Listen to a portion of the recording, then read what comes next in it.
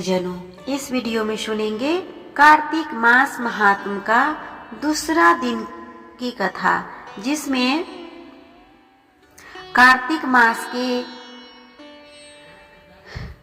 व्रत के महत्व के बारे में बताया गया है।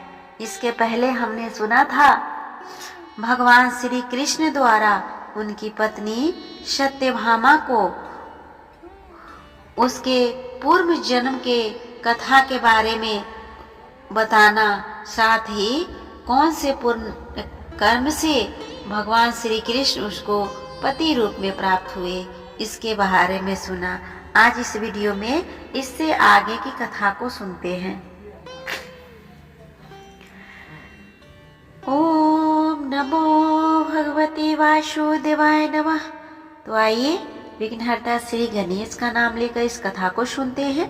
कथा सुनने से पहले प्लीज आप मेरे वीडियो को लाइक और शेयर कर ले, साथ ही चैनल को भी सब्सक्राइब कर ले और बेल आइकन को दबाना ना भूले, ताकि जब भी मैं अगला वीडियो अपलोड करूं उसका नोटिफिकेशन सबसे पहले आपको मिले। और कमेंट बॉक्स में ओम नमो भगवते वासुदेवाय लिखना ना भूले और भगवान श्री हरि विष्णु की विशेष कृपा पाए। तो आइए कथा में आगे बढ़ते हैं। भगवान श्री कृष्ण आगे बोले, हे प्रभु, जब गुणवती को राक्षस द्वारा अपने पति एवं पिता के मारे जाने का समाचार मिला तो वह विलाप करने लगी।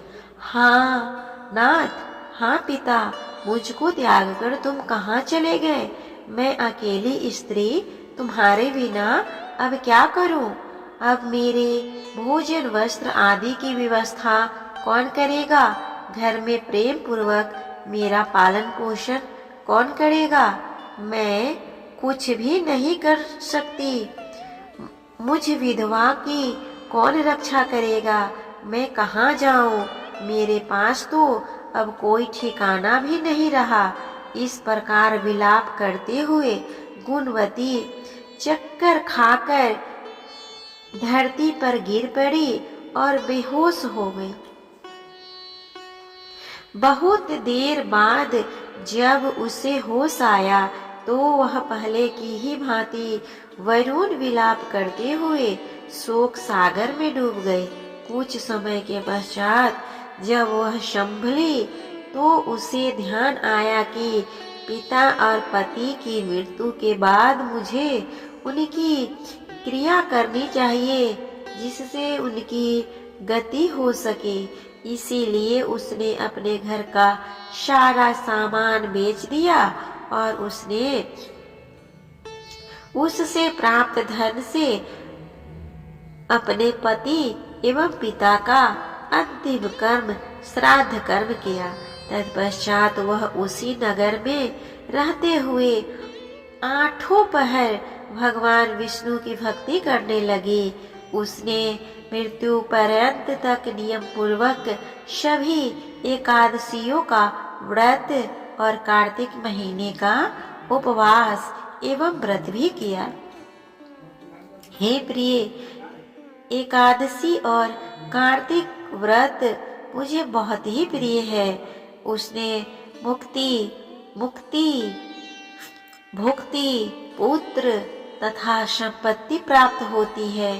कार्तिक मास में जब तुला राशि पर सूर्य आता है तब ब्रह्म मुहूर्त में उठकर स्नान करने से, व्रत का उपवास करने से उस उपवास करने वाले मनुष्य मुझे बहुत ही प्रिय हैं, क्योंकि यदि उन्होंने पाप भी किए हो तो भी स्नान व व्रत के प्रभाव से उन्हें मोक्ष प्राप्त हो जाता है। कार्तिक में स्नान, जागरण, दीपदान तथा तुलसी के पौधे की रक्षा करने वाले मनुष्य साक्षात भगवान विष्णु के समान। कार्तिक मास में मंदिर में झाड़ू लगाने वाले, स्वास्तिक बनाने वाले तथा भगवान विष्णु की पूजा करने वाले मनुष्य जन्म मरण के चक्कर से छुटकारा पा जाते हैं। यह सुनकर गुणवती की प्रतिभा प्रतिवर्ष श्रद्धा पूर्वक कार्तिक का व्रत और भगवान विष्णु की पूजा करने लगे। हे प्रिय, एक बार उसे ज्वर हो गया और वह बहुत कमजोर भी हो गई। फिर भी वह किसी प्रकार गंगा स्नान के लिए चली गई। गंगा तक तो वह पहुंच गई, परंतु शीत के कारण वह बहुत बुरी तरह से कांप रही थी। इस कारण वह शिथिल हो गई। तब मेरे यानी कि भगवान विष्णु के दूत उसे अपने धाम में ले आए। तत्पश्चात ब्रह्मा आदि देवताओं की प्रार्थना पर जब मैंने कृष्ण का अवतार लिया तो मेरे गण भी मेरे साथ इस पृथ्वी पर आए। जो इस समय यादव है, तुम्हारे पिता पूर्व जन्म में देव शर्मा थे, तो इस समय सत्राजीत है। पूर्व जन्म में वे चंद्र शर्मा जो तुम्हारा पति था वह डाकू है। और हे देवी, तू ही वह गुणवती है। कार्तिक व्रत के प्रभाव के कारण ही तू मेरी अर्धांगिनी हुई है। पूर्व जन्म में तुमने मेरे मंदिर के द्वार पर ही तुलसी का पौधा लगाया था। इस समय वह मेरे महलों के आंगन में कल्प वृक्ष के रूप में विद्यमान है। उस जन्म में जो तुमने दीप दान किया था, उसी कारण तुम्हारी देह इतनी सुंदर है और तुम्हारे घर में साक्षात लक्ष्मी का वास है।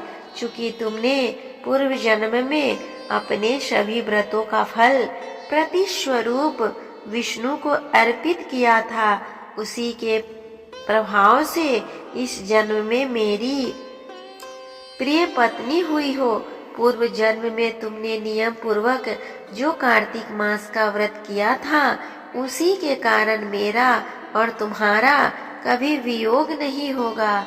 इस प्रकार कार्तिक मास में व्रत आदि करने वाले मनुष्य मुझे तुम्हारे समान ही प्रिय हैं।